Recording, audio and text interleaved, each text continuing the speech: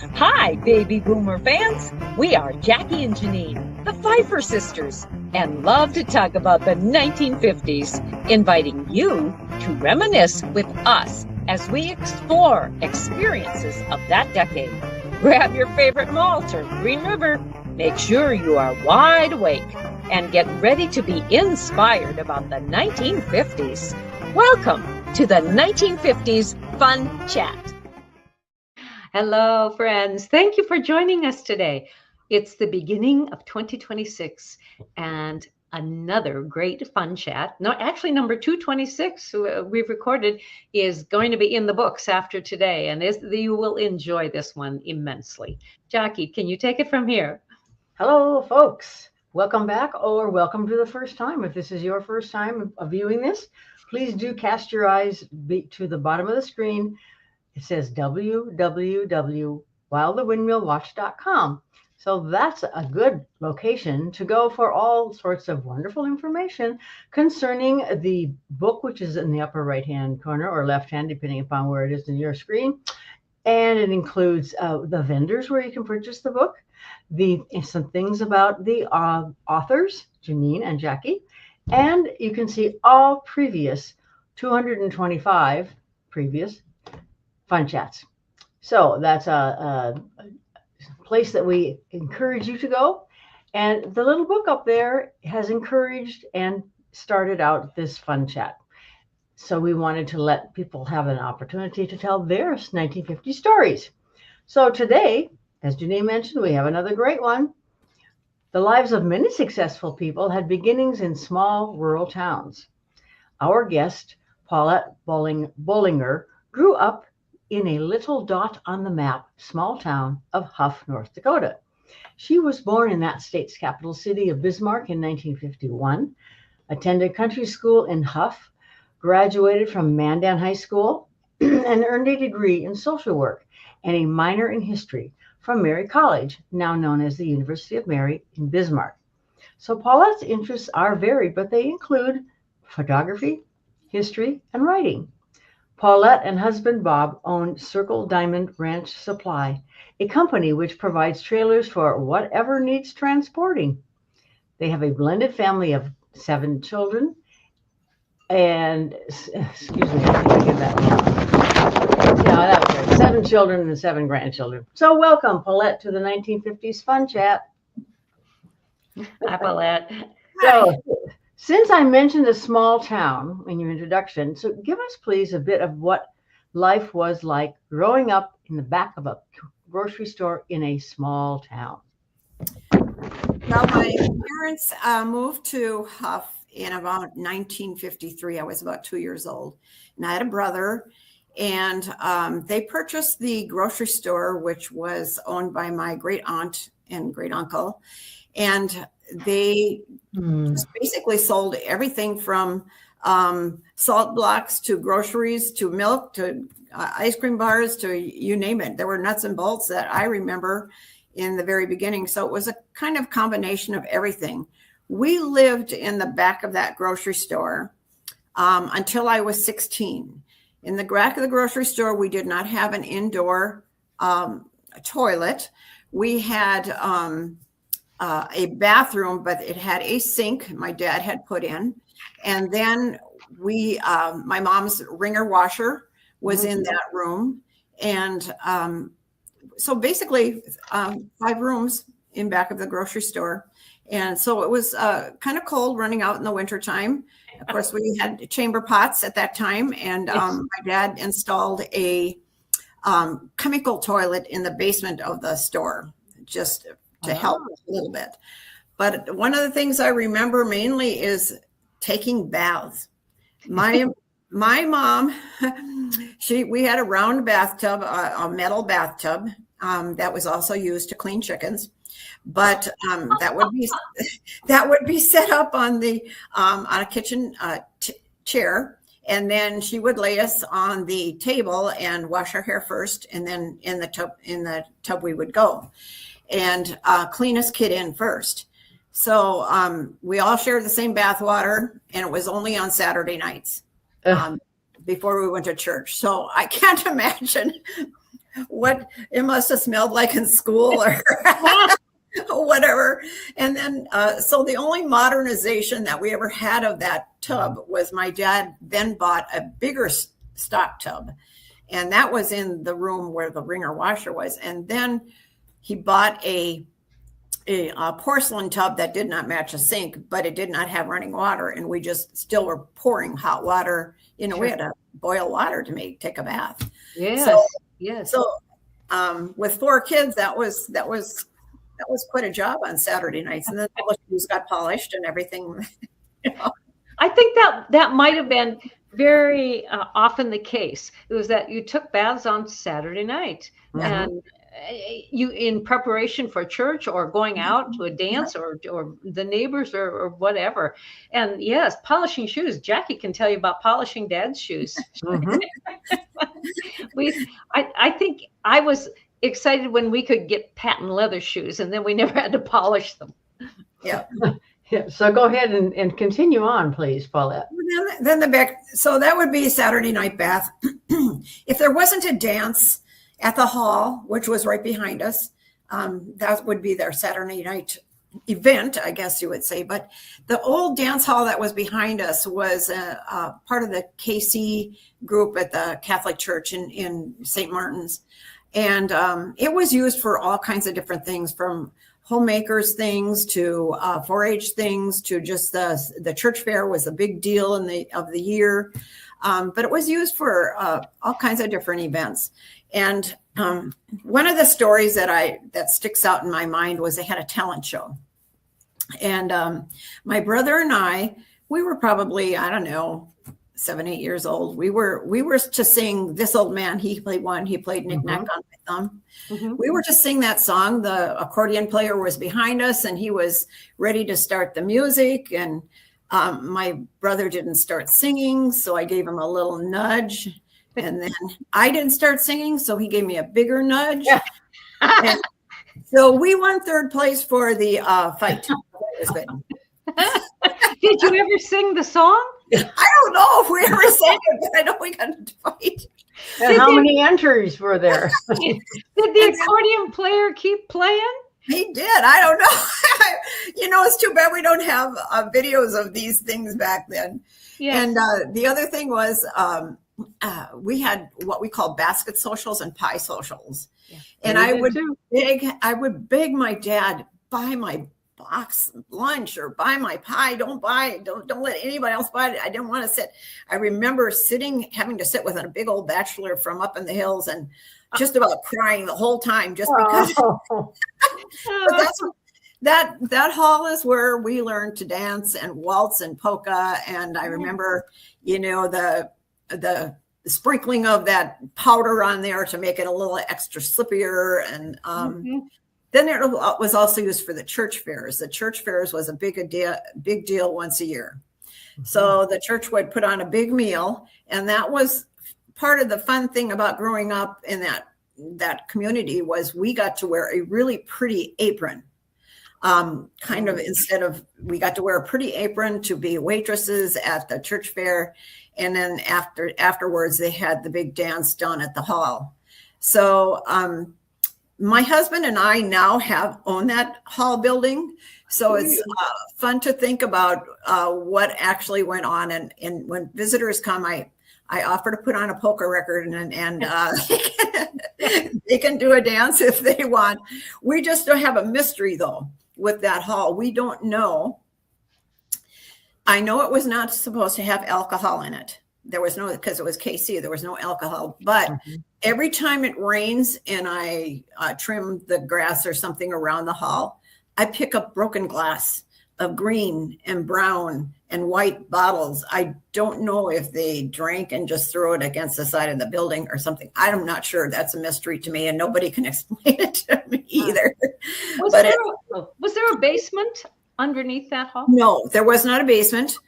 There was an area for a kitchen to make meals there as well. And then there is, in North Dakota, it's the only vertical log building still in existence that was built by the NYA, the or their CCC. It's a log building?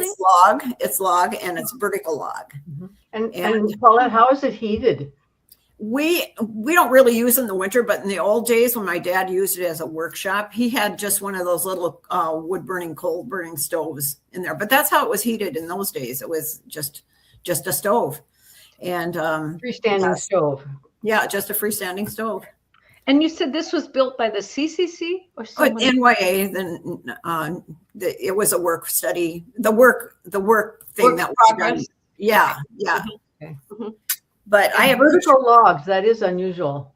Yeah, I have pictures of the guys who built it, and I have a lot of photos of Huff in the hall when people come to visit. My husband and I put in some camping spots down there, and so we stay down there, and that's where my garden is in the summertime. So yeah, we have a lot of visitors that stop by. It'd be a neat event center. The only thing is, you're working with a whole different thing when you do something like that, called insurances and handicap accessible and all that kind of stuff. So no, we just use it for fun. Well, that's neat that you're repurposing it. Yes. So anything else you want to throw in about small town life? Well, just because I grew up in the town, most of the kids that lived around Huff were farm kids. They lived out in the farms. There were just a few of us who were town kids, called town kids.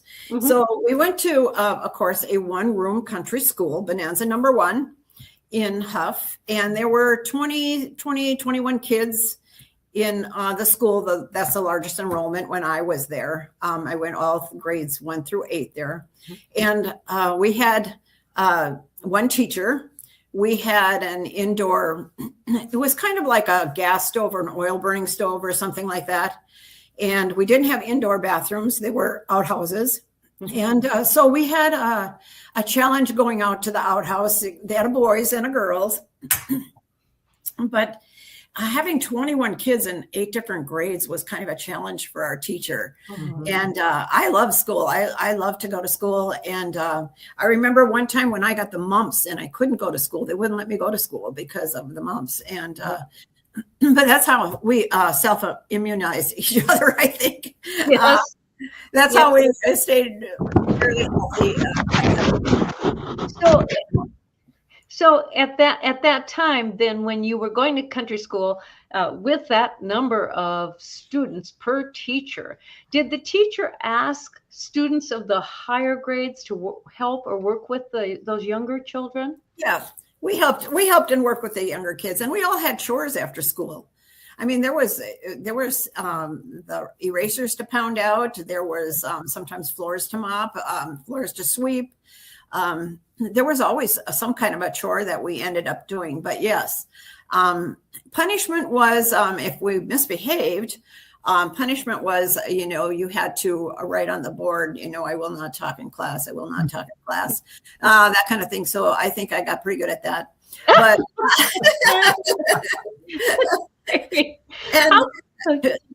so anyway, yeah. And we definitely had kind of I want to say groups that were a little more tougher on some of us shyer kids. And we had a great sledding hill below that church. Church was right across the road from the school, and it had a great sledding hill. So we went sledding on our lunch breaks. We played the typical games like Fox and Goose and Annie Over and Red Rover when I was in grade school. So we played a lot of those games, and sometimes, we got a little rough with each other. So, do you have any funny stories, any memorable stories from your school experiences? I think one of my funniest ones was, first of all, when I was in first grade, we had a man teacher, and that was very unusual. And so I went up to, and of course, living in the back of the grocery store, I had a variety of things that I could bring for lunch. And one day I went up to I think his name was Mr. Saylor. I asked him, I said, if he liked dates. And he said, only if they're with pretty girls. And I started to cry. I don't know why. I'm not sure why I started to cry, but I did.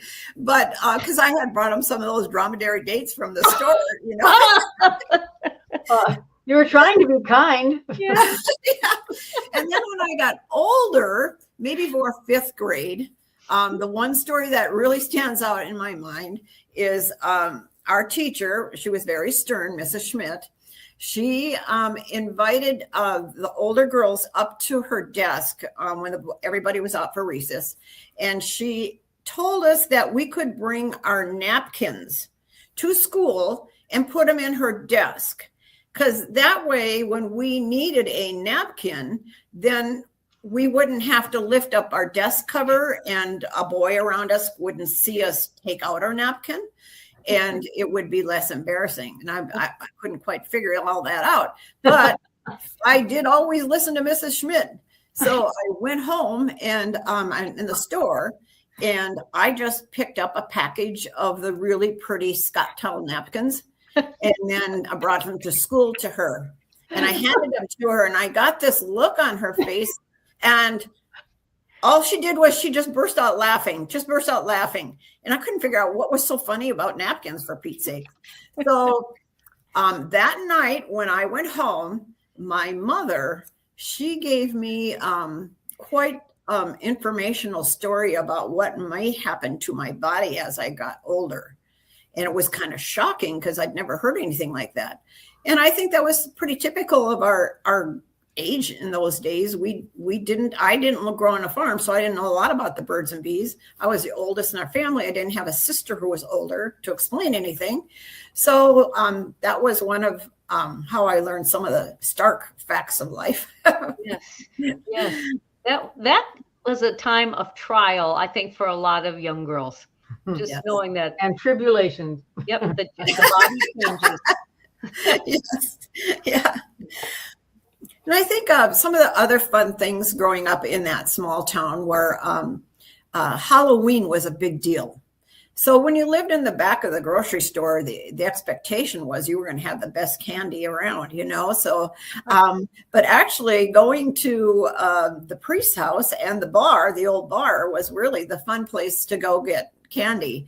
And of course, the boys would try some shenanigans like tipping over toilets and different things like that. So Halloween was always a trick. I do remember one time, though, my dad, you did not just get free candy. You had to do something, say the Pledge of Allegiance, sing the Star Spangled Banner. You had to do something to earn that candy whenever people came. It was more fun almost to stay at home and watch what Dad was going to do.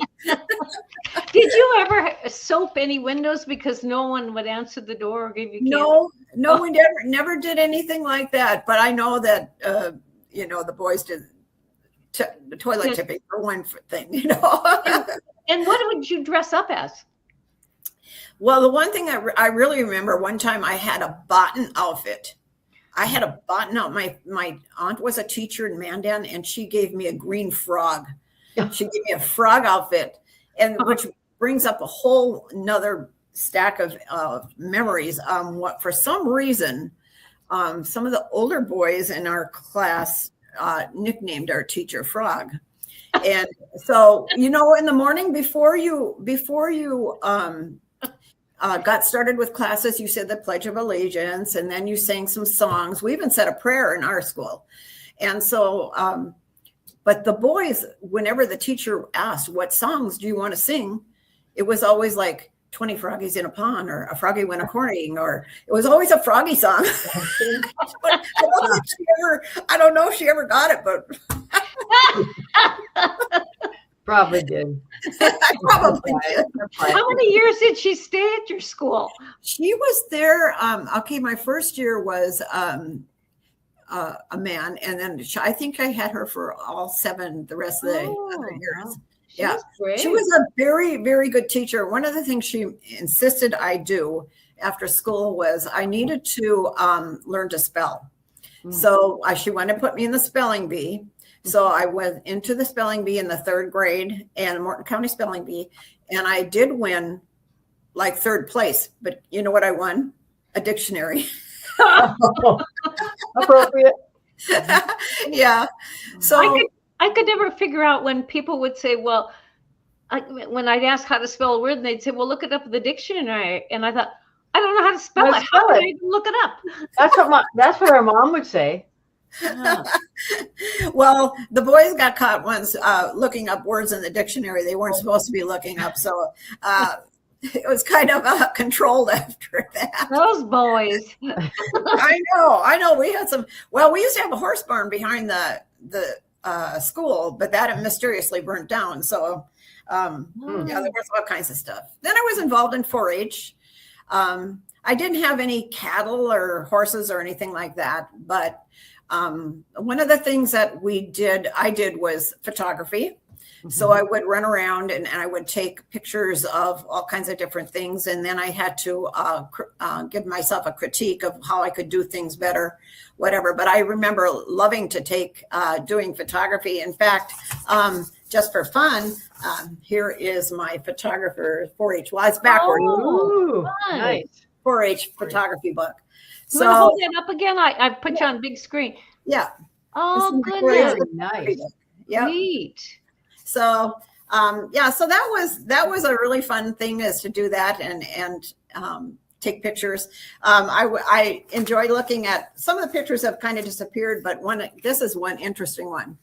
This is two sisters that came to teach sister school at our church, and our church had a 2-week time in the summertime where we called sister school, and nuns came from somewhere to teach different religious classes. And that was always fun because they were still wearing the whole robe and everything. Habit. And I remember one time I was sitting in class, and one of the sisters had a kind of a green worm crawling up her veil. And of course, nobody would say anything. And the boys were like, let's see where it goes. But these sisters, when they would play baseball, they would pull out from underneath those long things in front. They would pull out a bat or a ball or a glove. But I love sister school. It was a lot of fun. So whatever happened to did anyone ever tell her about flip that? No, they wanted to see if it would go in between and enter. Yeah, what happened though? You don't remember? I don't remember what happened, if anybody ever told her anything. I just remember the thing crawling there and the boys saying not to tell her. I wish sometimes you had a little bit better memory of some of those things, but yes. So, well, I think it's interesting just the fact that you remembered about the green worm. It was just crawling up there. So one of the things growing up in the back of the grocery store, of course, was interesting. It was in the front of the store, we had a long bench. I don't know if you can see this picture. This is the store. But in front where the windows go right here, my dad had a long bench. And when people would come in to get their mail, because my mom was a postmaster for 35 years in Huff, they would sit down and read their letters. And it was like having the first Facebook, I guess. You get to find out what was going on with everybody. And I especially liked it when the priest would come in. One day he came in his full robe and everything. And I thought that was kind of interesting. And I said, "What's going on today, Father Wigger?" And he goes, "Well," he says, "I got an exorcism to do down in Fort Rice. They got some pesky poltergeists down there." So he was on his way to get the poltergeists out of somebody's house. Oh my goodness. Whoa. Did you ever hear how that turned out? No, I didn't.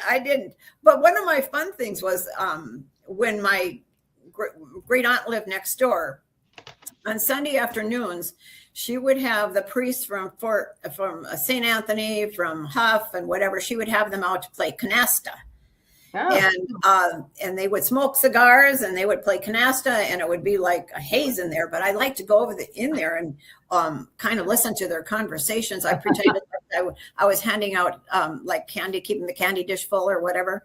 So my great aunt let me come over, and I just remember some great conversations that they had about different saints and things like that. So I enjoyed going over there but it was just always smoke, haze filled. Yes.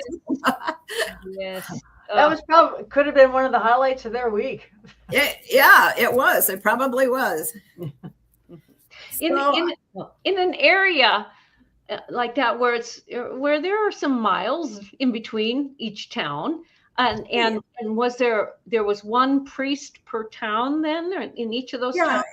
At that time we had a priest who lived in Huff, and he had his own, they had his own house. And so this picture here shows, this is the parish house, and that's the Rock Church. Okay. And that was the church that I went to church in. That's really nice. Yeah, it's really, it's still standing. It's still open. It's still being used as the church to this day. Wow. And the one thing that I remember about that church was, so in the old days, the women would sit on one side and the men would sit on the other side, and the kids would sit in the front. And at that time, I had a very long ponytail. And for some odd reason, I guess it was just because conversation was really good in the front rows. My mother came and she took me by the ponytail and she led me around the back of the church to her pew. So that's where I sat. I don't know. I must have been just visiting. Yeah. Yes. Well, that's it. That was her quiet way of saying we don't do that. We don't do that. We don't do that. We don't do that. And of course, when you went to church, you were all dressed up. You had a nice dress on. You had probably one of those can slips on with all the itchy stuff underneath it, Yeah. But I don't know if you girls ever survived the long brown stockings and the garters that went over the shoulders and down below to hold those stockings up. Yes. Hateful, yeah. What were they thinking? But anyway. Well, they were thinking, let's keep your legs warm. And they were probably assimilated tan legs, those ugly brown things. I guess maybe that's what I was thinking as I was looking at some of the old pictures too. And we're those tan legs. But one memory that I have was my mom decided that she was going to buy us a different slip instead of having all those ruffles underneath there, that itchy stuff. She found a slip that had like an inner tube in it. You could just blow up. And then it would flare out. The only problem was if you sat down with an inner tube slip, the skirt. That needs to be in a museum. I know. I don't know whatever became of it, but I remember, oh my goodness. Never heard of it. Look at how sweaty that would be next to your skin in the summertime. But those itchies, you must remember those. That's the netting, yeah. Oh, that was awful. That was just awful. So well, we would have back to those long stockings. We'd wear the brown ones to school every day, and then but on church we had white ones that we Right. We could wear white. Yes, and there was one girl in our school who got to wear knee socks. She didn't have to wear long stockings. I was so jealous of her. And I suppose her legs were cold in the wintertime too. I don't know. But nothing could have been more uncomfortable. I don't remember, but I remember putting the thing over with those garter things on it, and just garter belt. If you could ever get it untangled to put it on right. I know. So as you got older and advanced out of long stockings and garter belts, then what was it a girdle? It was more it was probably more the tights. The tights came along. So that's what we had, tights. And we could wear pants underneath our dresses to school. We almost had to because we, just to keep warm in our little schoolroom. But I remember in the school so often, we didn't have like any hot meals or anything like that. We would go out to get our lunch boxes, and the lunch boxes in what were called the cloak room or the coat room. And we'd go out to get our lunches, and they would be froze solid. And Oh, yeah, the food would be frozen out there. And that's when we had our wing crock for water. yeah. We didn't have running water in the school. The boys would carry it up from where the railroad used to be. There was a pump there. So they would carry it up, and pretty much we all shared that same thing to drink out of, you know. Right, So Mhm. that was pretty common. What did you often have in your lunch? What did I often have? Bologna sandwiches. You know, living in the back of the grocery store, a lot of bologna sandwiches was a pretty often thing, and a cookie or so. You know, wouldn't be maybe some potato chips. One time, I decided I was going to invite some of my friends from school to stay overnight with me at the store, and we got into a little bit of trouble because we decided to go raid the candy counter and the chips and the pop and stuff like that. So we had some sick kids running around in our we were in there. I don't know how my folks slept through that. So what happened when they found out that? Oh yeah, you just, you know, there was payback. I had to work in the store. One of the things I had to do in the store was I had to dust all the shelves. We lived on a gravel road at that time, so everything was dusty all the time. So I had to dust, or when the grocery truck would come with what we ordered for the store, then I marked the cans and stuff with a black marker as to what the price was of them all.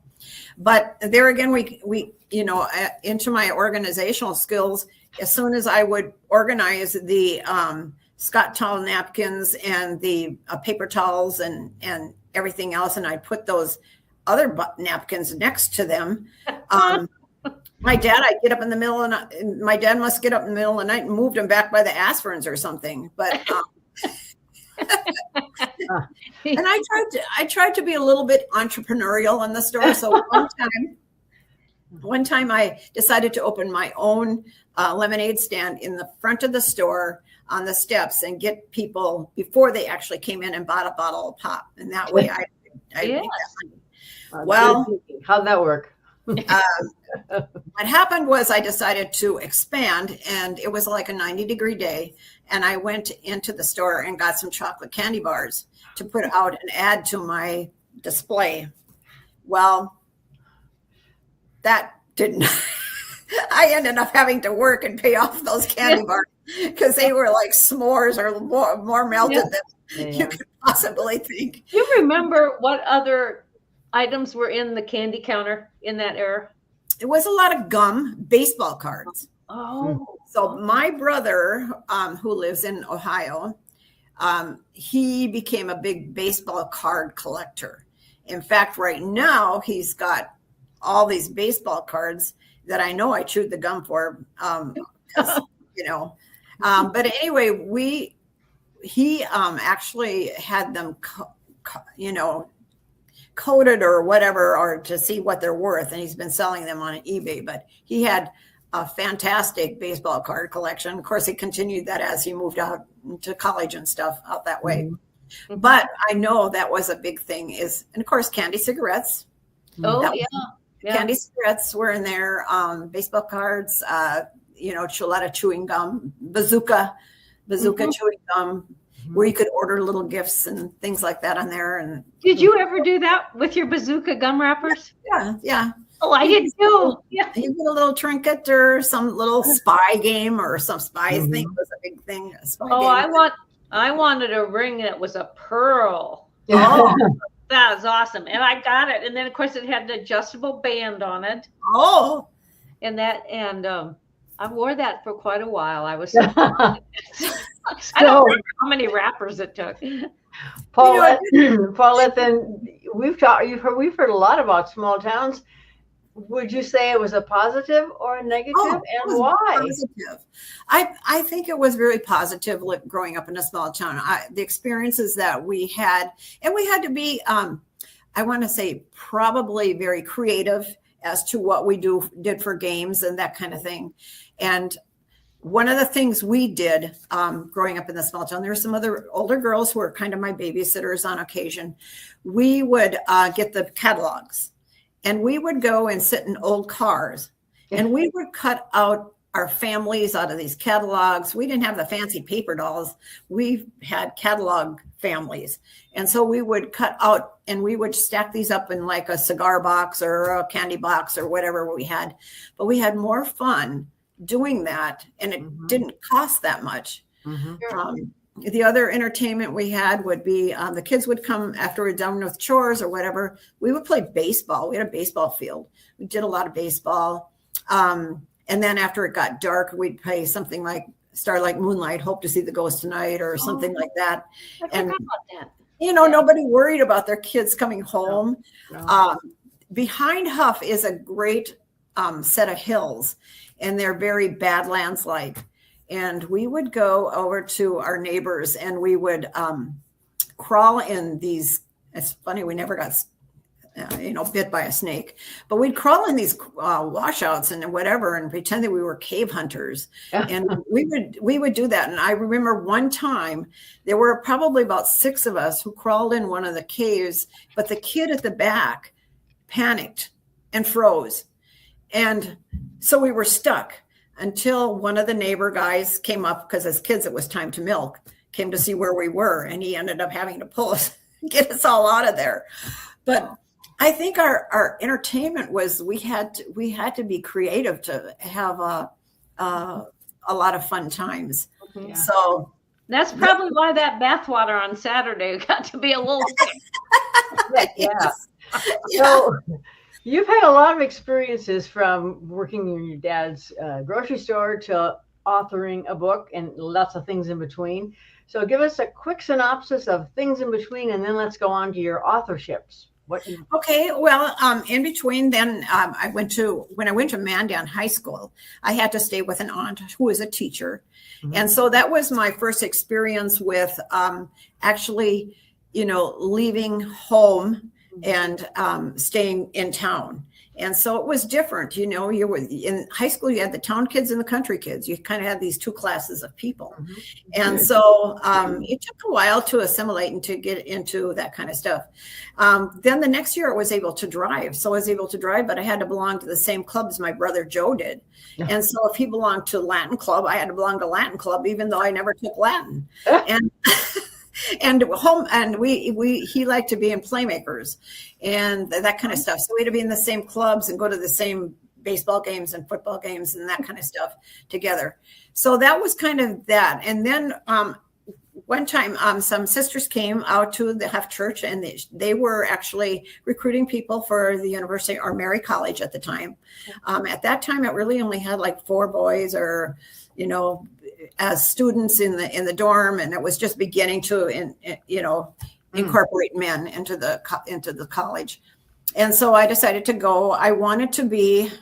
My first thing was I wanted to be a teacher, and I wanted to be a history teacher, and I also that was my goal. When I was about a couple of years into it, my counselor told me that unless you can coach a small town basketball team or something like that, chances are you're not going to get a job as a teacher in school or something. So she said, I suggest that you change your major. So I changed my major to social work, which was another thing I was very interested in, and graduated, and from there and everything. And then I married, had a couple of boys. Sadly, it ended in divorce, but I learned a lot from that too. Then I met my husband, and his story is very funny about how I met him. He tells people this. Well, she walked into the club one night and she asked if there is anybody in here who has 5 kids. And so I decided to raise my hand. And so that's how we ended up with 7 kids. Did you have 5 kids? Now he had 5, and I have 2, so we have a blended family of 7. And I love kids, and I so he tells that it's not true. It's absolutely not true. Okay, absolutely not true. But that's a story he likes to tell. Okay. Yeah. But I love kids, and so that's why I'm doing what I am right now in my retirement. But then I went out to when I graduated from Mary. I worked for St. Alexis Hospital in their accounting department, and did some different things. I did daycare, taking care of little kids and different things. But then when I knowing that I love photography, when I was looking for an actual job, I applied for a job with Robert Knudsen Photography in Bismarck. And I started to work for him, and I worked for him for 12 years. Okay. And then I got into, after that, I got into a fun, it was a kind of sold like Avon or something like that, like Mary Kay. It was called Weekender Wear. It's a line of women's clothes that sold like mix and match. And I did very well in that. And I had great experiences with that. And then a friend of mine asked me if I would just come and work for her at advertising, just answer the phones as kind of a temp. And so I stayed there for 18 years. Oh. Temporary, yeah.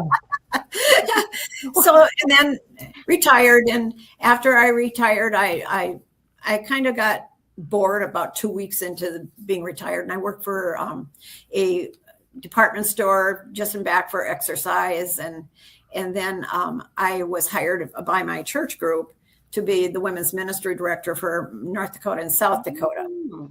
And so what I do in that position is I like to visit women, but I organize a women's retreat once a year somewhere. And this year it was in Medora. So Fun. Yes. Yeah.